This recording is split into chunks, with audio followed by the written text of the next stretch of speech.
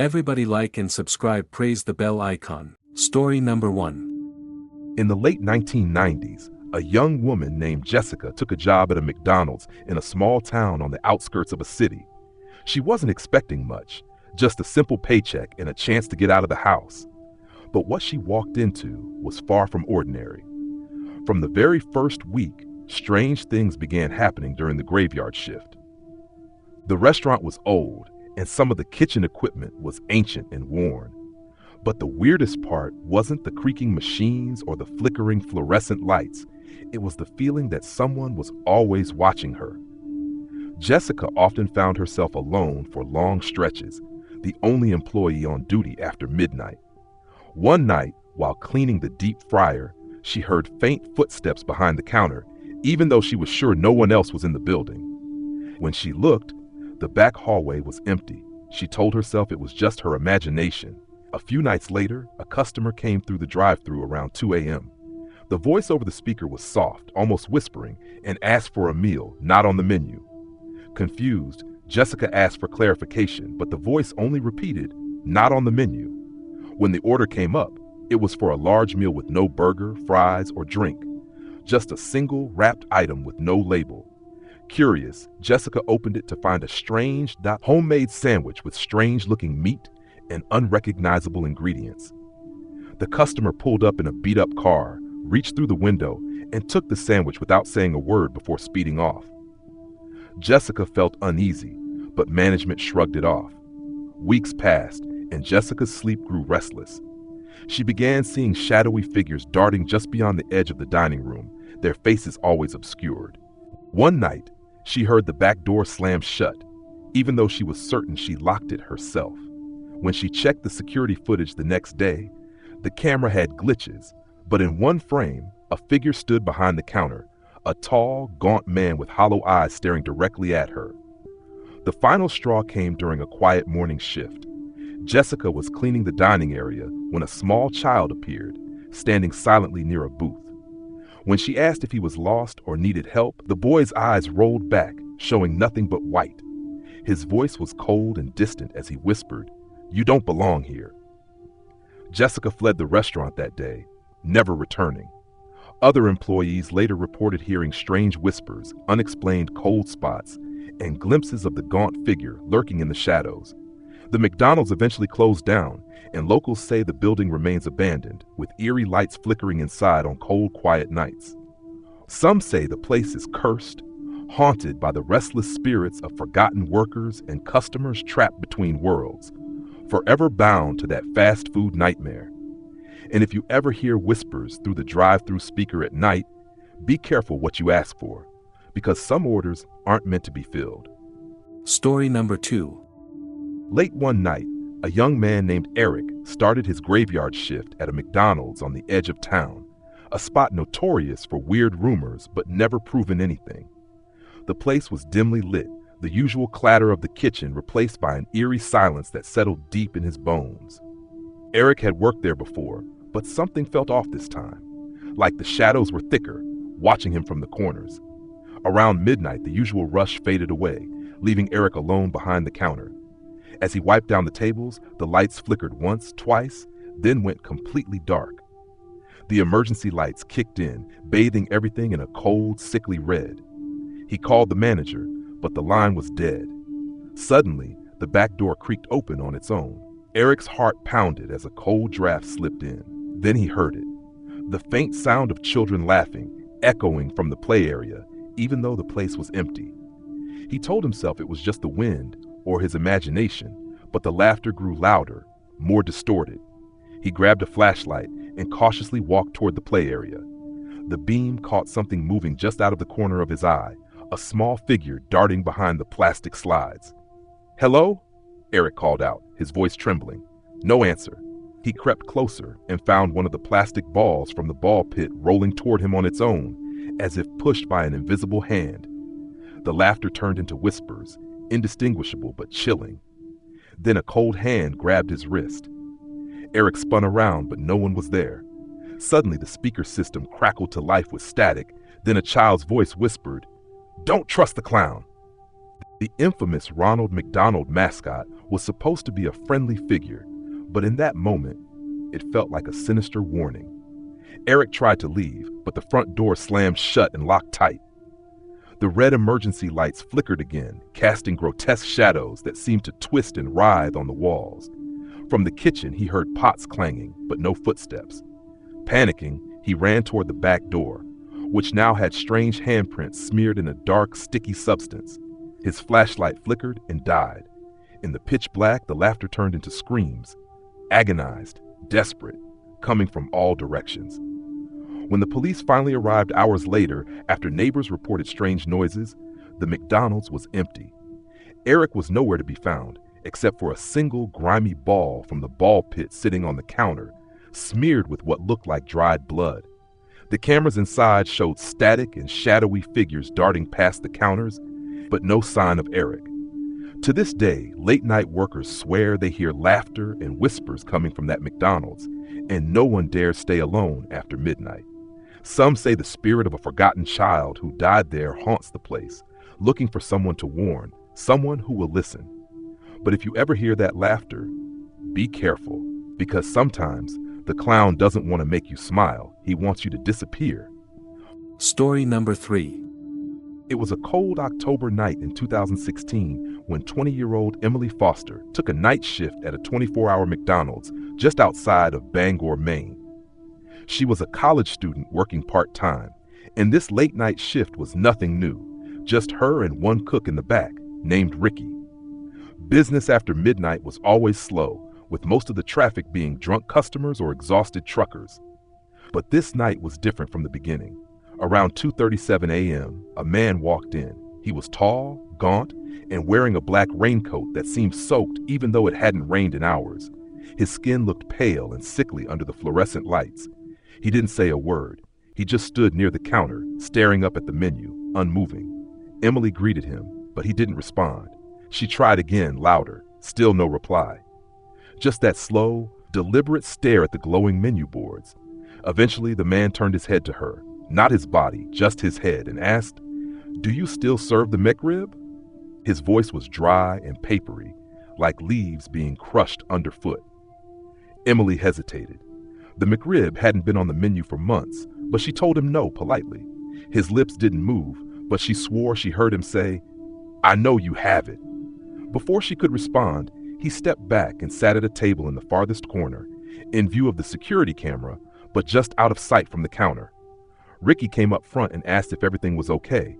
Emily explained the situation, but when Ricky looked over, the man was gone. No door had opened, no sound of movement, nothing. They checked the security footage.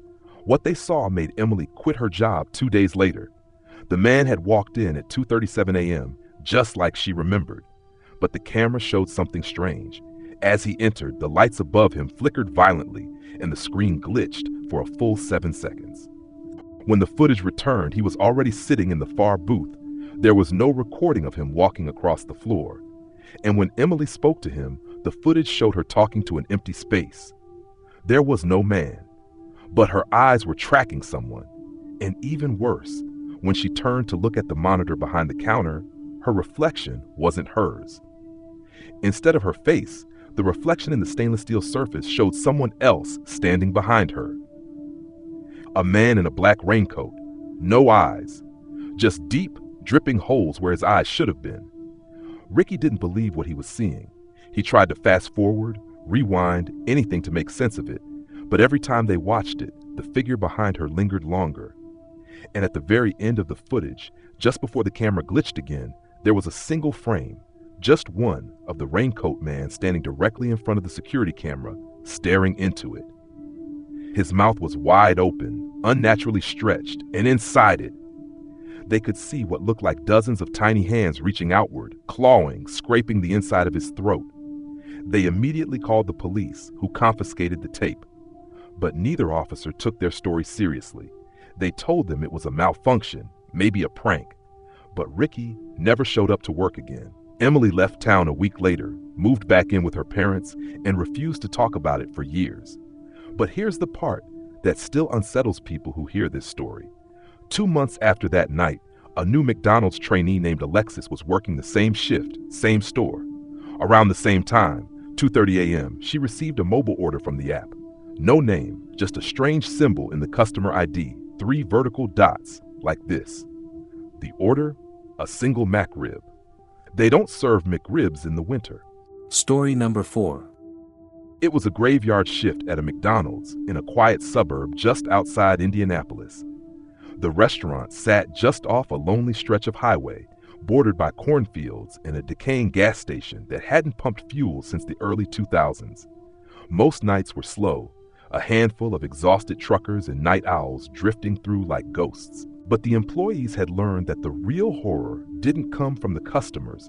They came from what happened between the hours of 2 and 4 a.m. when something about that building felt off. Carlos, a recent high school graduate saving for college, worked the night shift with 2 others, Maya, the shift lead, and Jordan, who manned the drive-thru. It had been uneventful most of the night, just a few coffee orders and one guy who came through twice for apple pies. Around 2:13 a.m., things changed. The screen on the drive-thru monitor glitched. For a second, the camera feed cut to static. That wasn't unusual. The equipment was old and poorly maintained, but when it came back, Jordan stiffened. The feed showed a car sitting at the menu board, a black Buick with no plates. Its headlights were off. The engine wasn't running, and yet the figure in the driver's seat was staring straight into the camera, unmoving. Jordan pressed the talk button. "Welcome to McDonald's. Can I take your?" The speaker crackled violently, emitting a high-pitched tone like a modem scream. He yanked his headset off. "What the hell was that?" he asked. No one had an answer. Carlos stepped outside to check if someone had pulled up. The lot was empty. No car. Not even the sound of an engine fading away. He walked to the menu board, his breath fogging in the air despite the summer warmth. There were no tire tracks, no sign anyone had been there. When he returned inside, Maya was standing by the fryer, pale. She motioned to the security monitor above the door. It was frozen on a frame. The Buick, headlights off, the figure still visible. "Jordan," she whispered, "check the lot again." Jordan went out with his phone light. Still nothing. No car. He circled the building, shining his light into every corner. When he came back inside, the monitor was still stuck on that image until suddenly it flickered and returned to the live feed. That's when the lights in the kitchen began to hum. Not flicker, hum. Deep, like something charging up. The fryers buzzed louder than usual and then went completely dead. The registers reset on their own. On the screen, where it should have shown $00, it now displayed a string of random symbols, then the phrase, "He sees you." They thought it was a prank, maybe a virus, but then the power cut entirely, except for the lights in the walk-in freezer. That was the only place still lit. The air turned cold. Carlos could see his breath again. Then someone knocked on the back door. 3 hard, deliberate knocks. Carlos went toward it, but Maya grabbed his arm. "Don't," she said. "There's no delivery scheduled, not at this hour." They checked the cameras again. The back door feed showed nothing, but the lens seemed smudged, like something wet had been dragged across it. They watched for several seconds. Then a hand, grayish, slender, too long, touched the camera and completely covered the lens. Carlos ran to the door anyway, pulled it open. No one was there. But just at the edge of the field behind the restaurant, just beyond the spill of the overhead lights, stood a figure. It didn't move. It didn't have any features, just tall, almost 7 feet, with arms that hung far too low. It tilted its head, and then it raised one hand, long fingers, sharp nails, and slowly pointed at him. Carlos slammed the door shut. The lights flickered once more and everything powered back on. The registers beeped, the fryer resumed its bubbling, and Maya's phone buzzed. A new text from an unknown number. "Do not leave until 4 a.m. They huddled together behind the counter, refusing to go near the doors or windows. No one spoke. They just watched the clock tick slowly toward 4. Every few minutes there was a knock, not always at the same door, sometimes on the front glass, once from the ceiling vent. At exactly 4 a.m., it all stopped. No noise, no knocking, no cold air. They waited until 4:30 before leaving. When they stepped outside, the sky was just beginning to lighten. The parking lot was undisturbed. But in the middle of the drive-through lane, a small paper bag sat perfectly upright. It was a McDonald's bag. But inside it wasn't food. It was a cracked headset, just like Jordan's, and a note, written in perfect red marker, "Shift covered." They quit that week. And when corporate sent in a crew to repair the camera system, they said the wiring had been tampered with, that there were scratches on the inside of the freezer door. And the cameras, all of them had been disabled at exactly 2:13 a.m., with no evidence of how. The store is now on limited hours, no more night shifts. But sometimes, passing truckers report a strange black car parked near the drive-thru after 2 a.m., engine off, driver staring, waiting. Story number 5. One night in a small town where the McDonald's sat at a lonely intersection, a young employee named Jenna was finishing her late shift. The fluorescent lights buzzed overhead, flickering sporadically, casting long shadows on the empty dining room. Jenna was tired and eager to go home, but she had to clean up before closing. The parking lot was nearly deserted, except for one old, rusted car parked far from the entrance. As Jenna wiped down the counters, she noticed a strange smell, a mixture of burnt fries and something metallic like old blood. She shrugged it off, thinking the fryer might have a leak or a spill. The clock ticked past midnight, and the shadows in the restaurant seemed to grow longer, creeping along the walls. The automated voices on the drive-thru speakers started glitching, repeating muffled, garbled phrases that sounded almost like whispered warnings. When Jenna went to the back storage room to grab some cleaning supplies, the light suddenly cut out. The whole building plunged into darkness, save for the faint red glow of the exit sign. Jenna's heart pounded as she fumbled for her phone, flicking on the flashlight. She heard faint footsteps echoing somewhere beyond the walls, slow, deliberate, but not her coworkers. Suddenly, the emergency lights flickered on, revealing a figure standing just inside the kitchen doorway. It was a man, but his face was pale, twisted into a sinister grin, eyes sunken deep into their sockets. Jenna froze, unable to move or scream. The man didn't speak, he only pointed toward the freezer. Against every instinct, Jenna edged closer and looked inside the freezer. To her horror, dozens of old stained McDonald's uniforms hung there, each one soaked in dried blood. On the floor beneath them were dozens of faded Polaroid photos pinned to the wall, each showing different employees, some missing, some never reported gone, standing in the exact same spot, their eyes blacked out.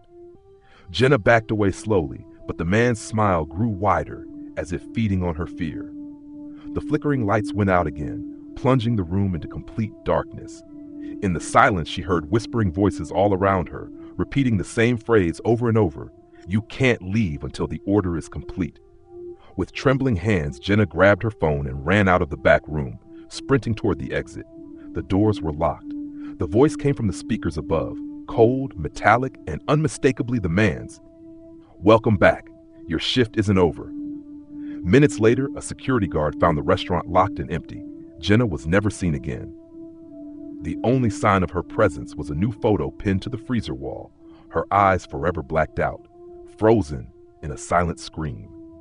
From that night on, employees whispered about the midnight order, a curse that trapped workers inside until they fulfilled a terrifying, unknown task. And sometimes if you visit that McDonald's after midnight, you can still hear the fryer sizzling, but not with fries. It's the sound of someone else, still cooking, still trapped, waiting for the next shift to begin.